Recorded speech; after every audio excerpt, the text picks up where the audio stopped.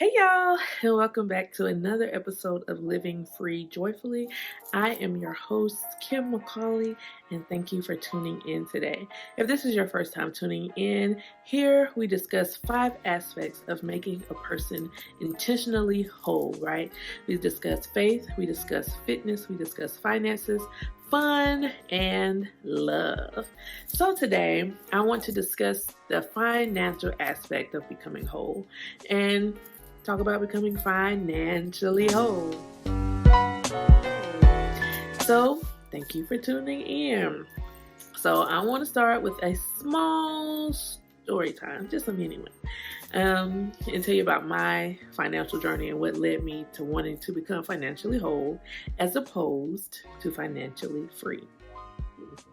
So, in 2015, I was doing what it do, living on my own. I had my own little apartment here, my good job, whatever.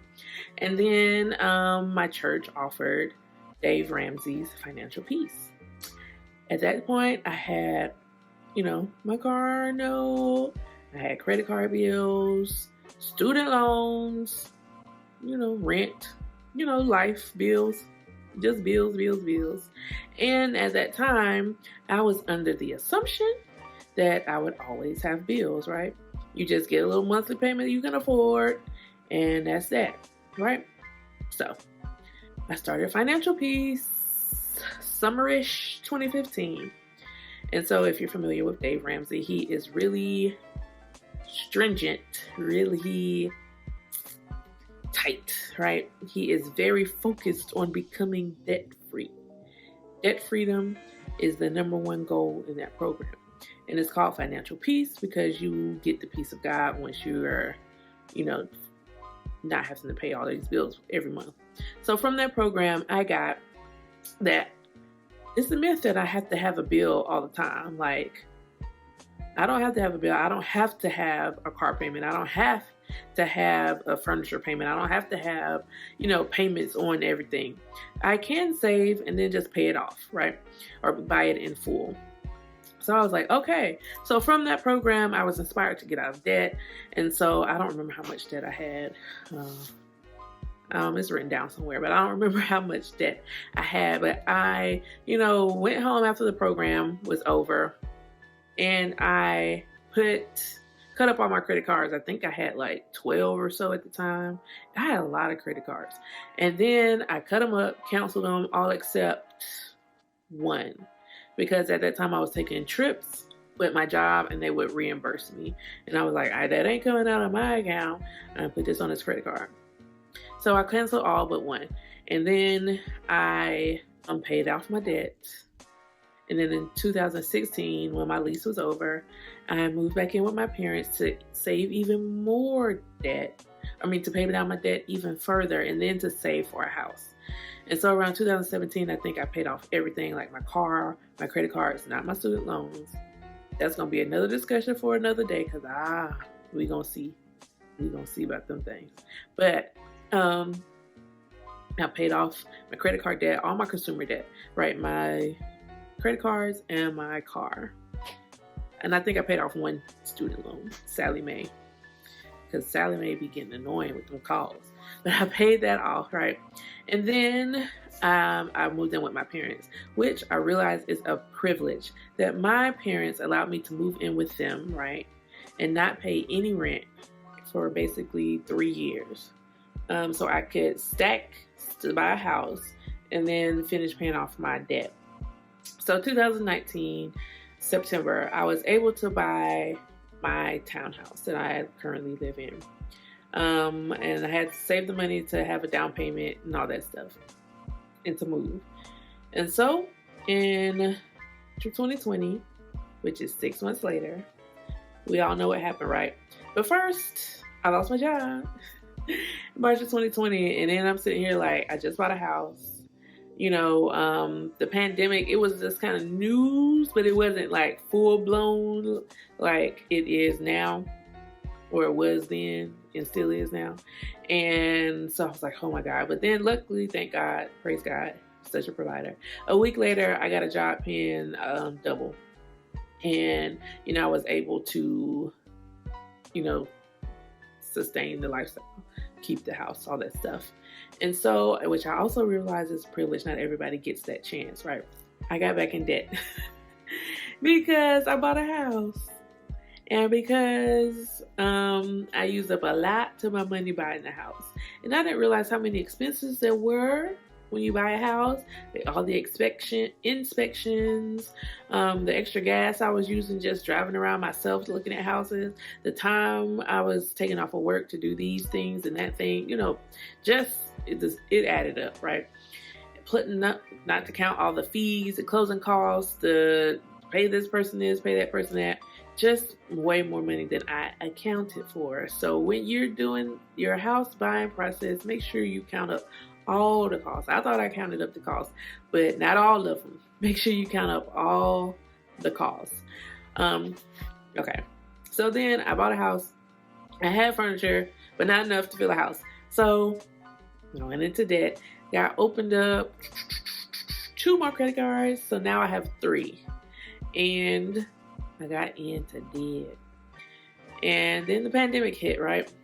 And so I was like, oh my God, I just started this job and they're sending me home. I don't really know anybody. You know what I mean? Like, I just started, and then maybe a week later, you got to go home. We're in a pandemic. You can't come in the office. And I was like, oh my God. And then, all these government assistance programs came out. So I took advantage of the mortgage one. I ain't gonna lie. I was like, I'm not paying this mortgage just in case something happened. And that was the fear, rooted in fear, right? Because I had just lost a job, and because there's just stuff going on that nobody's ever experienced before. Nobody alive has ever experienced before. So I thought it was wisdom at that point. I will see, right? We'll see if this was wise or not. But I didn't pay my mortgage for 6 months, and then they tacked down those payments onto the end of my mortgage. So it's not like they were forgiven, but I'm gonna have to pay them at the end. So we'll see how this decision plays out. But I did all this stuff, and so I stacked. And because I was able to stack, because I wasn't paying my mortgage, and because I wasn't going anywhere, I wasn't using any gas, my car was just sitting here. I wasn't, I was buying more groceries because I was just at home. But I was able to save more during the pandemic. Plus, I was getting paid more for my job, or the new job I had. So I was just stacking. So then I was able to fully fund my emergency account. I was able to pay off my credit cards that I had accumulated the debt for, and I still didn't have a car payment because I got the same car. So all this pandemic made me realize, right, whoa, things, losing my job, pandemic, people just dying left and right, made me really realize, like, hey, tomorrow is not guaranteed. This life is short. And not only were people dying, they didn't have plans in place to take care of themselves or their families after death. Death costs money, right? Sickness costs money, especially here in America. Like, health insurance costs money. So I was like, wait a minute, what is my plan, right? I'm single. If I die, who knows the stuff to my accounts? Just me. What is going on? So I was like, I need to make a plan. And so I heard this term from Tiffany Aliche. I think that's how you say her name. The budgetnista. It's called financially whole. So before, my plan was to be financially free, right? Debt free specifically. No debt, nothing. But then when she introduced this term, financially whole, it includes debt freedom, but also it makes the picture bigger. And it makes the picture bigger for finances in general. Like, do you have life insurance? People are out here dying left and right from COVID without life insurance. Do you have a will? People are dying without a will, without a plan for where their money should go, how it should be spent, who it should go to. Do you have health care directives? Those tell people in your family, your next of kin, the people in charge, how you want to spend your final days. Do you want to be resuscitated? Do you not want to be resuscitated? Do you want to be in the coma for so long? Like, all these things, it's like, do you have a plan in case of emergencies. Like, what if the pandemic comes and shuts down everything like it did? What if you can't go to the store? What if your job is closed? Do you have the money to sustain yourself? Thank God for government assistance, right? Like, I'm not saying you shouldn't do that or you shouldn't take any avenue that you should take in order to sustain your family and provide for your family, but do you have what it is needed in order to cover yourself in case of emergency? So that's why I fully funded my emergency account, which is 6 months of bare necessities, expenses like rent or mortgage, lights, internet, gas, food, stuff I need in order to live. I need a roof. I need food. I need electricity. I need internet to look for another job.